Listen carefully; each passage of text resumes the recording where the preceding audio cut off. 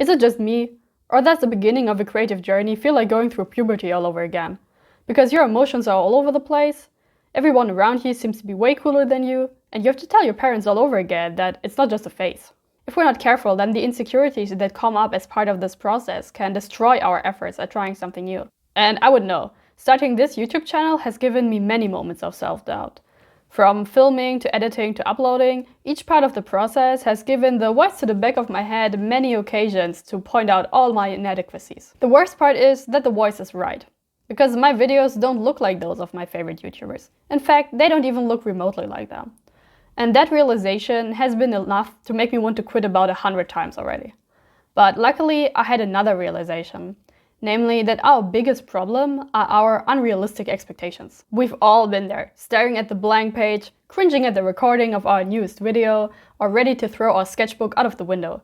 Meanwhile, our social media feeds are filled with prose that would make Le Guin seethe in jealousy and art that would move Monet to tears. Intellectually, we know that our third painting won't look the way someone else's 300th does. And yet we still expect the results of 10,000 hours of practice if all we've put in are 10. That isn't only lazy, it's entitled. Instead of caring what someone else does in their 7th year of practice, we should focus on what we can do in our first 6 months. In the beginning, exponential growth is easy. Within the first 20 hours of doing something, we go from no ability at all to basic ability. It's once we've passed that initial stage of growth that the awkwardness sits in, because now we know enough to have an idea of what we don't yet know. We can spot mistakes we wouldn't have been able to before.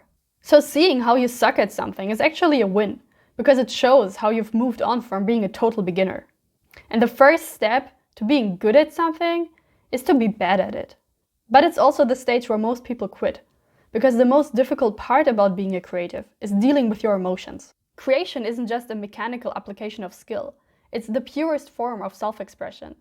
And because most people struggle with expressing themselves in their personal relationships, they also struggle with expressing themselves in their art. That's just human, and because it's human, every creator struggles with this. Experiencing insecurity, jealousy, and shame doesn't make you less of a creative. In fact, it makes you part of the club. But while these emotions are natural, they sabotage our efforts, and that's because they make us look at what others are doing instead of minding our own business. Comparison is the most dangerous distraction. The only emotions you need to feel when looking at other creatives are joy and curiosity. The former for their success, and the latter for what you can learn from them. Everything else is comparison, and the result is that instead of cheering our peers on, we start to see them as competitors.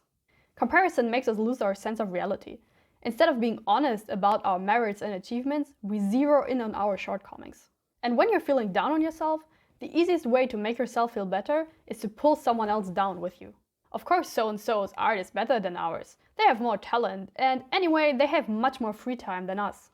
We conveniently forget that the reason so-and-so has more time than us is because they've been out of a job for 6 months, and how every single rent is an anxiety inducer for them. Instead, we only focus on how they supposedly have it better than us. Not only does jealousy make you a much less pleasant person, but it also hinders your ability to improve.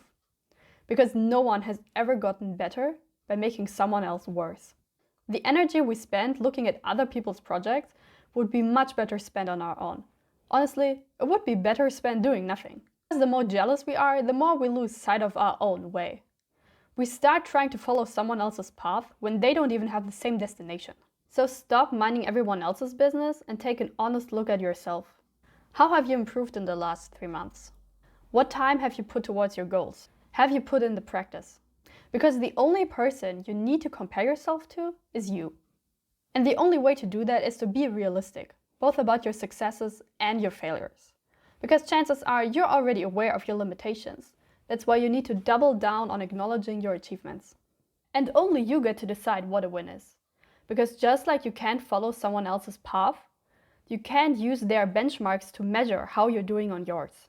So don't think that only the big things count. You don't need to be validated through external metrics, because success isn't something you can show to others.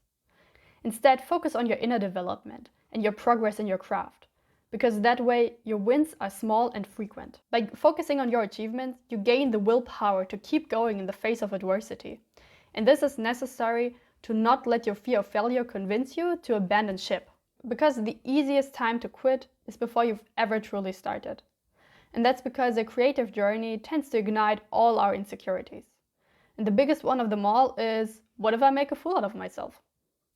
That's because the prospect of putting yourself out there for people much more skilled than you to see you is terrifying. The experience of being judged is very visceral, and so the prospect of social disapproval feels like life or death. So we'd rather not try at all, rather than risk looking like an idiot.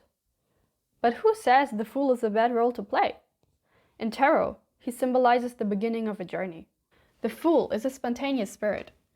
He's unburdened by the past or by future concerns. In fact, he's so busy gazing at the clouds that he doesn't notice he's walking towards a cliff. Embarking on a creative journey can feel just like that. It's exhilarating and terrifying. And it's easy to see why we think it would be better to quit before it gets truly dangerous. But the fool encourages us to embrace the unknown, because we don't know what happens once he steps off the cliff. Will he fall? Or will he fly? The truth is that failure is always a possibility, but so is success. And the likelihood of either just depends on how we define them. If we focus on external factors, such as subscribers or likes gained, then we're likely to experience failure sooner rather than later. But if we define success by how we show up, namely our hours of practice or how often we put ourselves out there, then success becomes the only option. And I know I'm making this all sound very easy, but the truth is, when we're struggling with creative confidence, it can really hinder our ability to be consistent in our practice. So if you struggle with that, I highly encourage you to check out my last video, where I talk about the lie we are all being told about consistency. My name is Zhenya. Thank you so much for spending time with me, and I'll see you in the next one. Bye!